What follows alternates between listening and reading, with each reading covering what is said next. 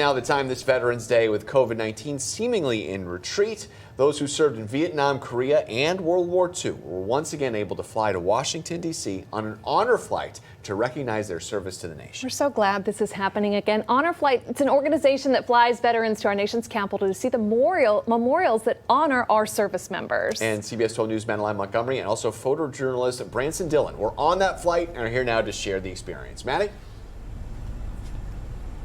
We actually haven't been able to go on an honor flight in 2 years. I was supposed to go back in 2019, but because of the coronavirus shutdowns, myself and many veterans have been playing ready, set, wait to get on board one of these flights. And sadly, 22 local veterans who were on the wait list sadly never were able to make it on an honor flight. So the veterans who were able to go on this trip were simply blown away. An escort you might see for the head of state announced the arrival of 64 veterans from around South Florida getting ready to fly to our nation's capital, thanks to the nonprofit veteran support group Southeast Florida Honor Flight. Typically, Honor Flight books 4 trips a year to Washington, D.C., but since the outbreak of the coronavirus, they've had to cancel 7 flights.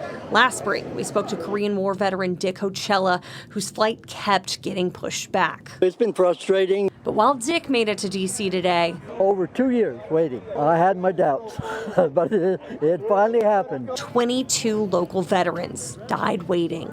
But they weren't forgotten. A special Flags of Honor ceremony was held on board the plane. George Richardson, Navy. The lost were on the minds of everyone in the group as we traveled to the national monuments honoring those who fought for our freedom and the people who made the ultimate sacrifice. I think the plus is significant in the fact that he was never found. The stops on our route included the Vietnam Memorial, the Korean War Memorial. That one is going to bring a tear to my eye. The World War II Memorial and the Marine Corps Memorial with its famous depiction of the raising of the flag on the island of Iwo Jima in the Pacific. For Glenn Voorhees, it was the Vietnam Memorial that brought back tough memories. I trained students for Vietnam and lost 2 of them. You know how that makes me feel. A former pilot, Glenn served in the Korean War and was a flight instructor for the war in Vietnam. I'm here in honor of all the other people that are not making it. Yeah. And I feel a tremendous responsibility for that, really.